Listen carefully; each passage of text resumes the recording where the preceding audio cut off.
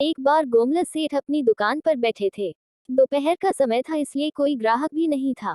तो वो थोड़ा सुस्ताने लगे। इतने में ही एक संत भिक्षुक भिक्षा लेने के लिए दुकान पर आ पहुंचे और सेठ जी को आवाज लगाई कुछ देने के लिए।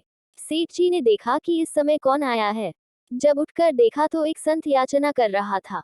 सेठ बड़ा ही दयालु था, वो तुरंत उठा और दान देने के लिए कटोरी भर चावल बोरी में से निकाले और संत के पास आकर उनको चावल दे दिया।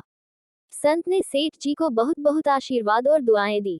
तब सेठ जी ने संत से हाथ जोड़कर बड़े ही विनम्र भाव से कहा कि हे गुरुजन, आपको मेरा प्रणाम। मैं आपसे अपने मन में उठी शंका का समाधान पूछना चाहता हूँ।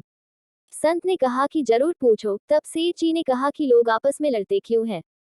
संत ने सेठ जी के इतना पूछते ही शांत स्वभाव और वाणी में कहा कि सेठ, मैं तुम्हारे पास भिक्षा लेने के लिए आया हूँ, तुम्हारे इस प्रकार के मूर्खता पूर्वक सवालों के जवाब देने नहीं आया हूँ। संत के मुख से इतना सुनते ही सेठ जी को क्रोध आ गया और मन में सोचने लगे कि यह कैसा घमंडी और असभ्य संत है। ये तो बड़ा ही कृतघ्न है। एक तरफ मैंने इनको दान दिया और ये मेरे को ही इस प्रकार की बात बोल रहे हैं, इनकी इतनी हिम्मत।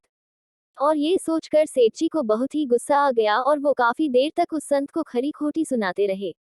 और जब अपने मन की पूरी भड़ास निकाल चुके, तब कुछ शांत हुए, तब संत ने बड़े ही शांत और स्थिर भाव से कहा कि जैसे ही मैंने कुछ बोला आपको गुस्सा आ गया और आप गुस्से से भर गए और लगे जोर जोर से बोलने और चिल्लाने।